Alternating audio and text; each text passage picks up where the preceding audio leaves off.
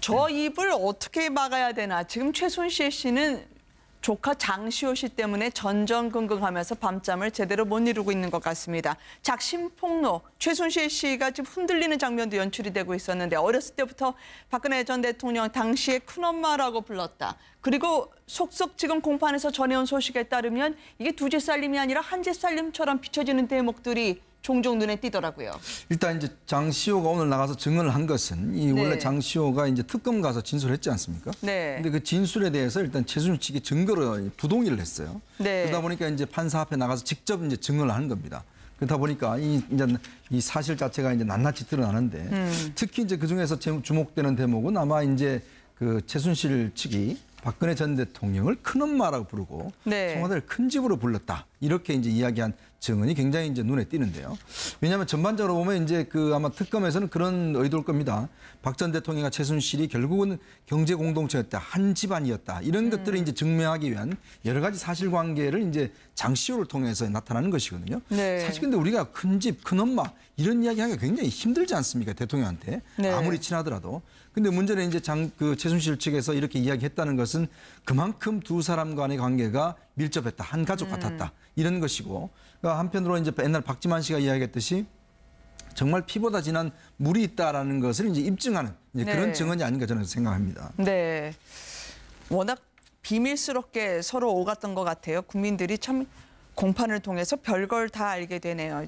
청와대에서 선물을 받아와도 그게 명확하게 배분이 되고 분배가 됐던 것 같아요. 대충 육포는 장시호 씨, 좋은 약은 장시호 씨의 어머니인 최순득 여사에게 갔더라고요. 네, 그렇습니다. 이 추석 선물 같은 경우에 청와대에서 이제 선물이 들어오는 그런 것들을 이제 받았다고 하는 건데요. 뭐 쌀이라든가 대추, 그다음에 육포, 청와대 공항 그림 이런 것들이 장시호 씨를 거쳐서 최순득 씨, 장시호 씨 어머니한테까지 전달이 됐다는 거고요.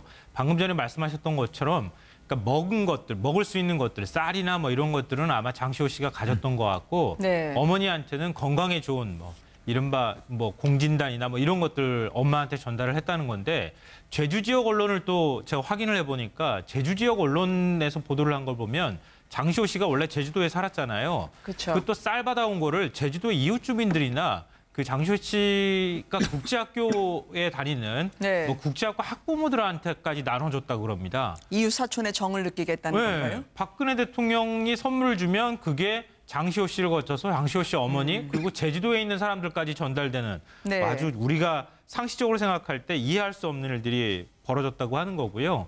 또 방금 전에 이제 박 전 대통령을 이 최순실 씨나 장시호 씨 이런 데서 큰엄마라고 불렀다고 이렇게 얘기가 나오는데 뭐 어제도 저희가 잠깐 얘기를 나눴지만 이 최순실 씨가 그 장시호 씨를 검찰에서 만났을 때 삼성동 박 전 대통령 자택 2층에 있는 비밀금고에서 돈을 가져와서 와가 정유라 씨하고 아이들을 좀 돌봐달라 뭐 이런 식의 얘기를 했다는 거 아니겠습니까? 그렇죠. 이런 거 보면은 이 박 전 대통령한테 들어가면 그게 최순실 씨나 최순실 씨 일가 쪽으로 다 뭔가 퍼져나가고 최순실 씨 일가에서 뭔가 필요하면은 그냥 박 전 대통령 비밀금고에 가가지고 돈을 꺼냈을 수 있는 관계가 아니었겠느냐.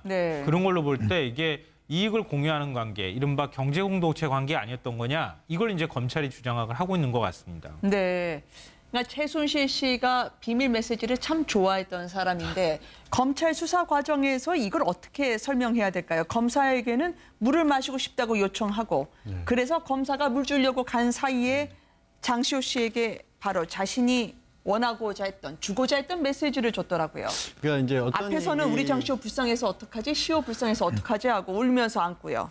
그러니까 그때도 처음에는 이제 이런 순서가 있었던 거죠. 그러니까 시호 씨 같은 경우에는 최순실 씨 처음 만나자마자 작년 12월에 검찰 특별조사본부 조사실에서 만난 겁니다. 그러니까 일반 검사 사무실에서 수사를 받았으면 그러기가 참 어려운데 조사실은 별도로 있고 안에 정수기 같은 시설이 없거든요. 그러니까 저렇게 갑자기 만나서 친한 척 했다가 뭔가 메모를 적어서 둘이 나란히 앉고 앞에 맞은편에 검사가 있었을 때 조사를 받다가 아니 좀 물 좀 마시고 싶다라고 한 다음에 메모를 보여줬던 모양입니다. 거기에 이제 위연, 정유라 이름 바꾸기 전에 딸하고 손자를 앞으로 장시호 씨에게 어떻게 보면 돌봐달라 이런 얘기를 했는데 못 알아먹었다는 거예요. 그러니까 다시 또 한 번 또 얘기를 하면서 이 삼성동에 가면 2층 방에 가면 돈이 있는데 그 돈을 가지고 유라하고 유연이 그러니까 애를 유치원 비용이라든가 앞으로 키워라 이렇게 얘기를 했다는 겁니다. 그러면서 자세한 얘기를 해줬던 게 이런 부분이 이제 이거 결국에 진술밖에 없잖아요. 그러니까 판사 입장에서는 이걸 믿어야 되나 말아야 되나 할 때 얼마만큼이나 구체적인 얘기가 나오는가인데 거기서 바로 이런 얘기가 됐다는 거죠. 삼성동 자택에 가면은 이 장시호 씨는 모르니까 이게 내가 신분을 보낸 거다라고 얘기를 하면 문을 열어줄 거다. 그러면 그때 2층 방에 가서 그 돈을 가져와라. 이런 얘기를 했다라는 겁니다. 몸으로 입으로 비화, 그러니까 암호를 서로 건네받았다는 건데 김종 전 차관이 미스터 팬더 뭐 그렇게 불렸다는 건 알겠어요. 근데 미스 김으로도 불렸다고 하던데요. 그리고 등록된 것보다는 무등록된 곳을 주로 이용했더라고요. 돈을 얻기 위한 영재센터 사업계획서도 등록되지 않은 택시를 불렀다고요. 그러니까 보면 최순씨가 참 주도 면밀한 것 같아요. 네. 모든 상황들에서 어떤 증거 남을 만한 것들은 다 이제 없애고 했는데 근데 정작 자신의 조카는 사실 입을 못 막았습니다. 그러고 보니까 그 모든 없앤 것들이 아무런 소용이 없어져 버렸어요. 네. 근데 지금 보면 이제 김종 전 차관 같은 경우는 이제 그 눈에 좀 다크서클이 조금 있어요. 그러다 네. 보니까 이제 그 별명을 이제 뭐 김종이라 해서 벨이라고 그런다든가 그다음에 네. 이제 팬더라고 이제 불렀다고 합니다. 또 그리고 뭐 미스 김이라고 이야기했다는데 이제 그런 식으로 이제 은어적인 어떤 이런 표현을 쓰면서 서로 간에 이제 소통을 했다는 거예요. 네. 그러니까 이게 왜냐하면 결국 나중에 어떤 문제가 드러났을 경우에 이제 증거인멸이라든지 그러니까 이런 것도 하기 굉장히 유용하게 이제 쓰기 위해서 했던 거 아니겠습니까? 그런 걸로 보면 최순씨 같은 경우는 이 노하우를 누구한테 배운지 모르겠어요. 네. 왜냐하면 지금 예를 들어서 검사가 조사받는데 그거 쉽지 않거든요. 검사한테 물 떠달라고 그러면 사실 제가 볼 때 그 나간 검사도 좀 그렇습니다. 왜냐하면 네. 다른 사람 통해서 해야 되는데 문제는 두 사람이 어떤 면에서 보면 공범관계일 수도 있고 할 수가 있는데 그걸 자리를 비켰다는 것 자체도 좀 이해하기 어렵는데 그러니까 그런 걸 통해서 하여튼 메시지를 전달하고 그리고 자기 어떤 여러 가지 전화라든지 그다음에 무등록한 그런 택배를 쓰는 저는 이 무등록 택배가 있는 것도 몰랐어요. 네. 그러니까 그런 걸로 보면 정말 최순씨는 이런 증거인멸에 있어서 수단과 방법을 굉장히 가리지 않았는데 근데 결국 이렇게 꼼꼼한 것들이 결국 자신의 가족이나 이런 걸 통해서 모든 게 일단 사실로 드러나면서 그동안 감춰왔던 게 아무 소용없이 일단 된 것 같습니다. 근데 검찰 앞에서 정말 물 떠다 달라면 물 떠다 주시나요? 아니, 그러니까 수사라고 하는 게 네. 지금 한두 시간에 끝나는 수사들이 아니잖아요. 거의 네. 한나절 전체를 하는 것도 있고 또 말씀드린 것처럼 일반 검사실에는 검사가 있고 수사관이 있고 또 행정 보조하는 그런 사무관들도 있거든요. 그래서 안에 내부에 정수기 같은 거 있기 때문에 거기서 바로 이렇게 가내주면 되는데 조사실은 딱 밀폐된 공간입니다. 뭐 창 같은 것도 따로 없이. 그렇기 때문에 뭐 한두 시간도 아니고 반나절, 한나절 받는 수사 가운데 물 마시고 싶다 그러면 그것까지 안 갖다 줄 수는 없는 게 또 이 당연히 상식인 거고요. 또 검사들이 생각보다 다그치는 수사도 할 때도 있지만 의외로 공감을 많이 해서 좀 뭐랄까 편안하게 해준다고 해야 될까요? 얘기를 털어놓게 만드는 게 사실 수사의 기법일 때. 위해서. 예, 그렇습니다. 그렇기 때문에 저런 정도를 오히려 주고 또 검사 입장에서는 둘이 이렇게 얘기를 맞추는 게 오히려 그렇게 얘기를 하는 것 중에서 나중에 추궁을 했었을 때 또 다른 얘기도 더 끄집어낼 수가 있다는 그런 부분도 노려서 의도적이라도 자리도 좀 비워주고 그런 것도 있을 겁니다. 최순실 씨가 자신의 재산, 특히 정유라 씨 독일에서 심심하지 않도록 호텔까지 사줬다는 부분에 대해서 최순득 씨가 알만하니까 산 게 아니다, 빌린 거다라고 하면서 철저히 자신의 피를 나눈 자매에게도 비밀 우선주의를 고수를 했더라고요. 그러니까 왜 그럴까? 방금 전에도 이제 뭐 김종 전 차관을 네. 팬다라고 부르기도 하고 뭐 미스킴이라고 부르기도 하고 암구어를 사용해서 자기들끼리 의사소통을 한다거나 그리고 문고리 3인방하고 이메일 주고받을 때도 그렇잖아요. 네. 뭐 날씨가 좋았니 안 좋았니 이렇게 가짜 이메일 같이 이렇게 사용을 했다고 했던 얘기도 그렇고 차명폰 썼다는 것도 그렇고 최순실 씨가 철저하게 비밀을 유지하려고 이렇게 노력을 했던 것 같은데 심지어는 이 친자매들 사이에서도 자신과 관련되는 얘기를 절대 못 하겠다는 겁니다. 셋이 있다가 최순득 씨가 자리를 비우니까 왜 또 그런 이야기를 하냐면서 입단속을 했군요. 네, 그러니까 정유라 씨가 독일에서 이제 호텔을 샀다 이런 얘기가 최순득 씨한테 귀에까지 들어가가지고 그 얘기를 하니까 네. 왜 그 얘기 비밀을 지키지 않았느냐 이렇게 얘기를 했다는 거 하고요. 그다음에 장시호 씨가 이 차명 주식을 보유했던 거 있었거든요. 그 네. 부분도 너 진짜 입이 싸다. 그런 거 하나 비밀 지키지 못하느냐 이렇게 하면서 질책을 했다고 하는 건데요. 네. 그러니까 최순실 씨가 왜 이렇게 비밀 얘기를 할까? 그리고 또 저는 그게 굉장히 흥미로웠는데 정유라 씨가 독일에서 호텔을 샀다고 하는 게 그게 그 친족들 사이에서 그게 그렇게 비밀거리일까요? 뭐 돈도 많은 사람인데 독일에 호텔을 살 수 있잖아요. 네. 근데 그거를 비밀을 이렇게 철저하게 유지하려고 했다는 얘기는 곧 달리 말하면 박근혜 전 대통령이 중간에 끼어 있다. 그러니까 박 전 대통령하고 끼어 있는 문제에 관해서는 이렇게 특히 예민한 반응을 보였다고 볼 수도 있다는 거죠. 네. 그러니까 정유라 씨가 그냥 독일에서 자기 돈으로 호텔을 산 게 아니라 삼성으로부터 받았어. 올림픽 지원을 해준대. 이런 얘기가 뒤에 덧붙는다는 거죠. 그리고 그거를 해줄 만한 사람은 박근혜 전 대통령밖에 없다는 거죠. 그러니까 박 전 대통령이 들어가는 모든 문제와 관련해서는 철저하게 비밀을 유지했다. 이걸 알 수 있는 대목인 것 같습니다. 그런데 최순실 씨 같은 경우는 제가 볼 네. 때는 그 아버님인 그 최태민 씨한테 상당히 그 단련됐지 않느냐. 아, 네. 최태민 씨가 한편으로는 박근혜 전 대통령한테 영향을 끼치면서 뭐 여러 가지 그 조직을 만들고 네. 거기에서 어떤 또 대기업 어떤 부분들을 갖다가 하고 했지만 또 한편으로는 자기 후계자로 최순실 씨를 갖다가 특정하고 일찍부터 훈련을 했지 않느냐. 그리고 다들 신분을 여러 개를 가지고서 여러 인생을 살다 보니까 네. 최순실도 여러 인생을 갖다가 여러 사람들과 그런 일을 하다 보니까 비밀스러우지 않을 수 없는 거죠.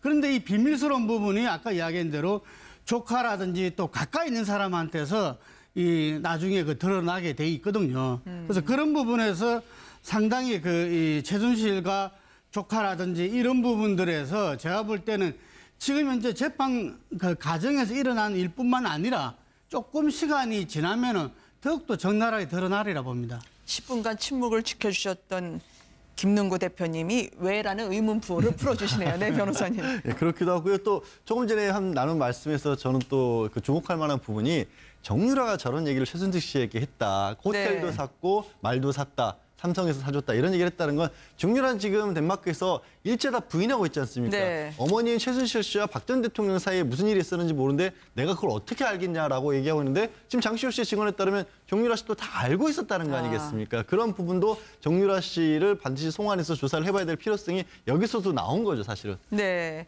그걸 또 최순실 씨는 원하지 않을 수도 있고요. 네, 그렇죠. 아까 말씀하셨던 박 전 대통령의 고리라는 부분에 대해서는 대기업 후원 소문이 나니까 최순실 씨에게 장시호 씨가 크게 혼이 났는데 참 이런 난장판 같은 집안 구성 얘기를 다 듣네요. 파일철로 머리를 맞고 또 새벽에 박 전 대통령이 전화를 하신 게 아니냐라고 하는 후문으로 증언이 나왔습니다. 그러니까 이게 지금 그 삼성으로부터 지원받는 문제 이거 같은 경우는 사실 서류도 옛날 빙상연맹 승마협회 할 때 그 서류에다가 그냥 빙상만 이름을 바꿔가지고 급하게 이제 박 전 대통령한테 이제 택배를 보냈지 않습니까? 네. 그래서 박 전 대통령이 이걸 가지고 삼성 이재용에다가 주고 그래서 삼성은 또 급하게 지원을 하고 이렇게 했었거든요. 그러니까 이걸 이제 이규혁 씨가 하고 이제 스케이트 선수가 그걸 하면서 이제 김종 차관한테 이야기를 했던 모양이에요. 삼성으로부터 뭐 지원받는다 이야기하니까 김종 차관은 이제 최순실 씨한테 이야기를 한 거죠. 아니 뭐 삼성에서 지원해 준다면서요? 뭐 이렇게 이야기하니까 최순실 그 어디서 들었냐? 그러니까 이제 그렇게 됐다 이야기를 하니까 그러니까 바로 이제 장시호를 호출한 거죠. 네. 너 왜 이렇게 입이 싸냐? 그 이야기 하지 말아야 돼. 그러면서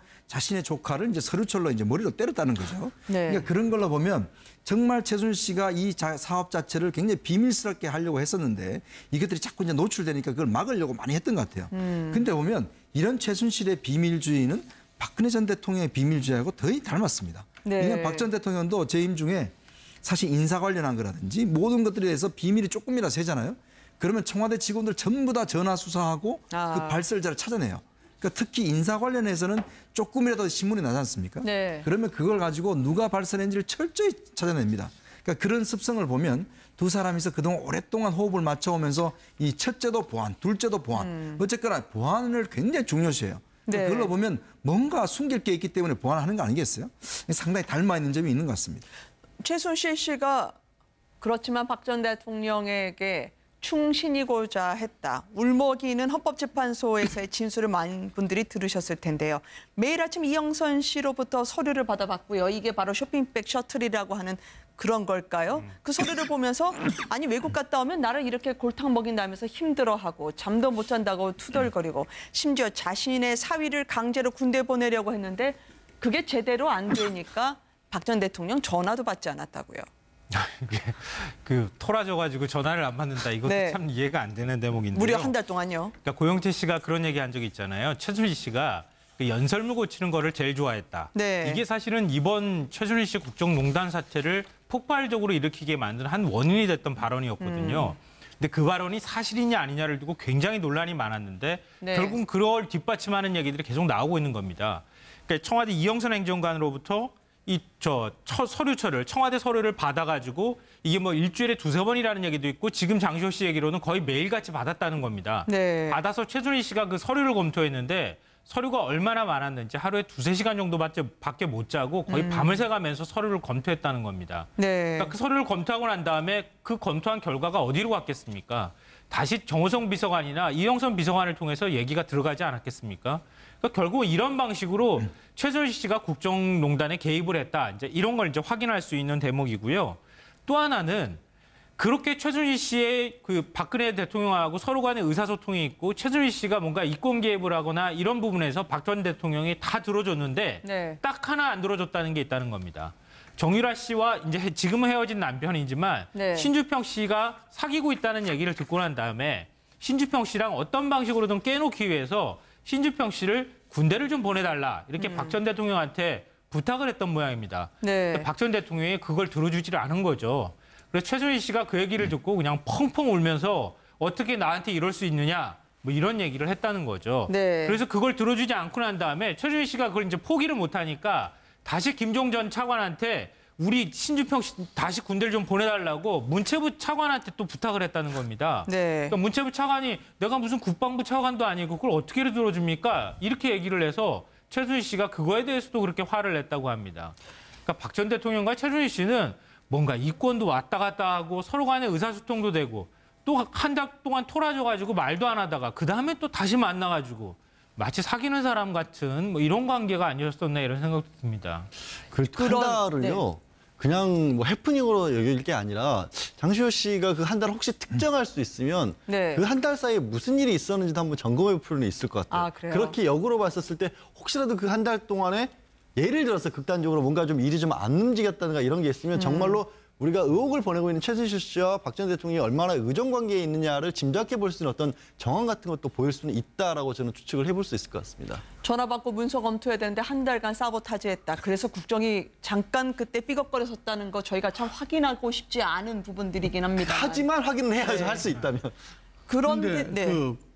이 사위될 사람을 갖다가 끊기 위해서 군대 보내달라는 이게서 우리는 네. 참 진짜 착잡하지 않을 수 없습니다. 네. 이게 무슨 군사 독재 시절도 아니고 그 시절이라도 그러한데 지금 군대 가는 게 전부 다 컴퓨터로 돼 있기 때문에 네. 본인 의사가 없으면 할 수도 없고 본인 의사가 있더라도 요즘 대기자들이 굉장히 많습니다. 그런데 네. 그런 부분들을 갖다가 실제 있는 시스템이나 이런 걸 갖다가 다 무시하고 오히려 그 말을 안 들어줬다고 자기가 한 달간 연락을 안 했다든지 뭐 이런 부분들은 최순실 씨의 그 사고방식 자체가 저는 지금 이제 이 자기가 누가 이야기했듯이 대통령 위에 있다 할 정도로 그냥 아나무인이고 이 대한민국에서 자기가 뭐든지 다 할 수 있다 네. 이런 생각을 하고 살았다는 거죠. 네.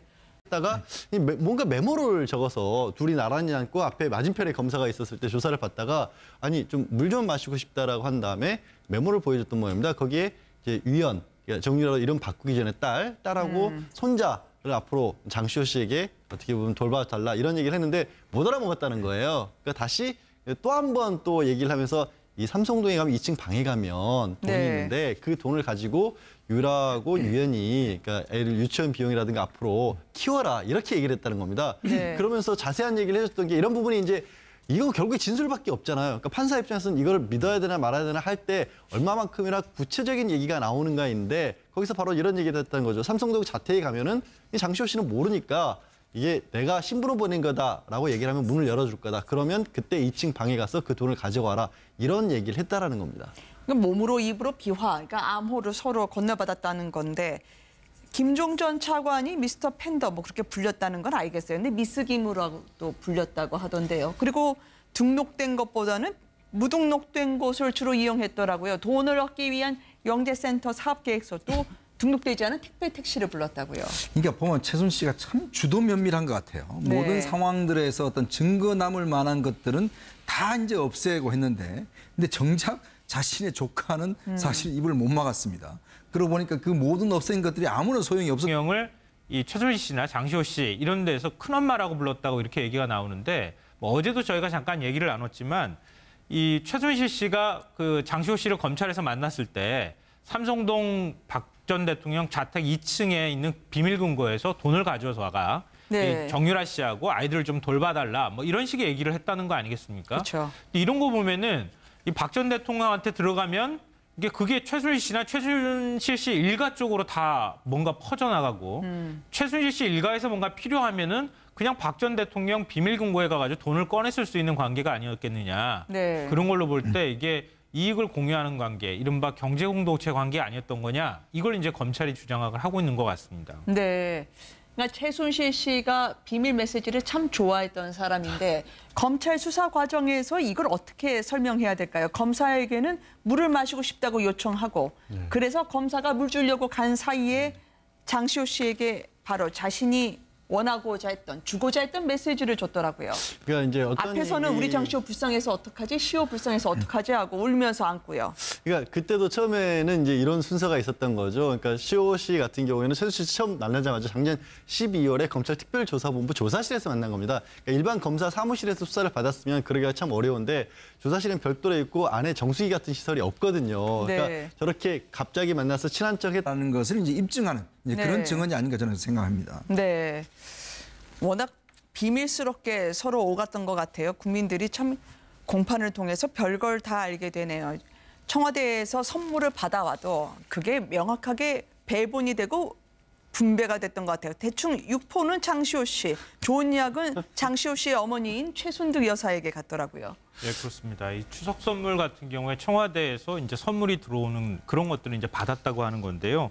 뭐 쌀이라든가 대추, 그다음에 육포, 청와대 공항 그림 이런 것들이 장시호 씨를 거쳐서 최순득 씨, 장시호 씨 어머니한테까지 전달이 됐다는 거고요. 방금 전에 말씀하셨던 것처럼 그러니까 먹은 것들, 먹을 수 있는 것들, 쌀이나 뭐 이런 것들은 아마 장시호 씨가 가졌던 것 같고 네. 어머니한테는 건강에 좋은 뭐 이른바 뭐 공진단이나 뭐 이런 것들 엄마한테 전달을 했다는 건데 제주 지역 언론을 또 제가 확인을 해보니까 제주 지역 언론에서 보도를 한 걸 보면 장시호 씨가 원래 제주도에 살았잖아요. 그렇죠. 그 또 쌀 받아온 거를 제주도 이웃 주민들이나 그 장시호 씨가 국제학교에 다니는 네. 뭐 국제학과 학부모들한테까지 나눠줬다고 그럽니다. 이웃 사촌의 정을 느끼겠다는 건가요? 박근혜 대통령이 선물을 주면 그게 장시호 씨를 거쳐서 장시호 씨 어머니 그리고 제주도에 있는 사람들까지 전달되는 네. 아주 우리가 상식적으로 생각할 때 이해할 수 없는 일들이 벌어졌다고 하는 거고요.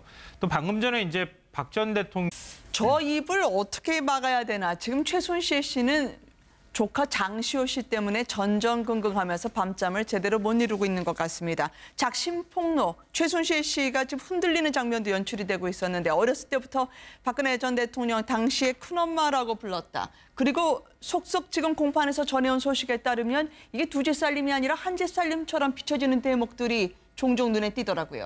일단 이제 장시호가 오늘 나가서 증언을 한 것은 원래 장시호가 이제 특검 가서 진술했지 않습니까? 네. 근데 그 진술에 대해서 일단 최순실 측이 증거로 부동의를 했어요. 네. 그러다 보니까 이제 판사 앞에 나가서 직접 이제 증언을 하는 겁니다. 그러다 보니까 이 사실 자체가 이제 낱낱이 드러나는데 특히 이제 그 중에서 주목되는 대목은 아마 이제 그 최순실 측이 박근혜 전 대통령을 큰엄마라고 부르고 네. 청와대를 큰 집으로 불렀다. 이렇게 이제 이야기한 증언이 굉장히 이제 눈에 띄는데요. 왜냐하면 전반적으로 보면 이제 그 아마 특검에서는 그런 의도일 겁니다. 박 전 대통령과 최순실이 결국은 경제 공동체였다, 한 집안이었다. 이런 것들을 이제 증명하기 위한 여러 가지 사실관계를 이제 장시호를 통해서 나타나는 것이거든요. 네. 사실 근데 우리가 큰 집, 큰 엄마 이런 이야기하기가 굉장히 힘들지 않습니까? 대통령한테 네. 아무리 친하더라도. 근데 문제는 이제 그 최순실 측에서 이렇게 이야기했다는 것은 그만큼 두 사람 간의 관계가 밀접했다, 한 가족 같았다 이런 것이고.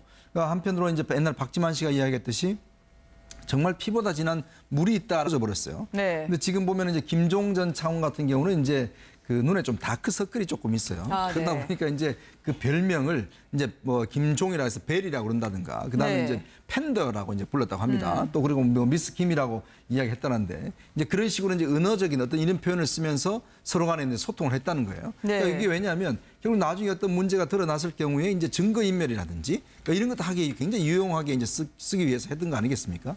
그런 걸로 보면 최순실 씨 같은 경우는 이 노하우를 누구한테 배운지 모르겠어요. 네. 왜냐하면 지금 예를 들어서 검사가 조사받는데 그거 쉽지 않거든요. 검사한테 물 떠달라고 그러면 사실 제가 볼 때 그 나간 검사도 좀 그렇습니다. 왜냐하면 네. 다른 사람 통해서 해야 되는데 문제는 두 사람이 어떤 면에서 보면 공범관계일 수도 있고 할 수가 있는데 그걸 자리를 비켰다는 것 자체도 좀 이해하기 어렵는데 그러니까 그런 걸 통해서 하여튼 메시지를 전달하고 그리고 자기 어떤 여러 가지 전화라든지 그다음에 무등록한 그런 택배를 쓰는 저는 이 무등록 택배가 있는 것도 몰랐어요. 네. 그러니까 그런 걸로 보면 정말 최순실 씨는 이런 증거인멸에 있어서 수단과 방법을 굉장히 가리지 않았는데 근데 결국 이렇게 꼼꼼한 것들이 결국 자신의 가족이나 이런 걸 통해서 모든 게 일단 사실로 드러나면서 그동안 감춰왔던 게 아무 소용없이 일단 된 것 같습니다. 근데 검찰 앞에서 정말 물 떠다 달라면 물 떠다 주시나요? 아니, 그러니까 수사라고 하는 게 네. 지금 한두 시간에 끝나는 수사들이 아니잖아요. 거의 네. 한나절 전체를 하는 것도 있고 또 말씀드린 것처럼 일반 검사실에는 검사가 있고 수사관이 있고 또 행정보조하는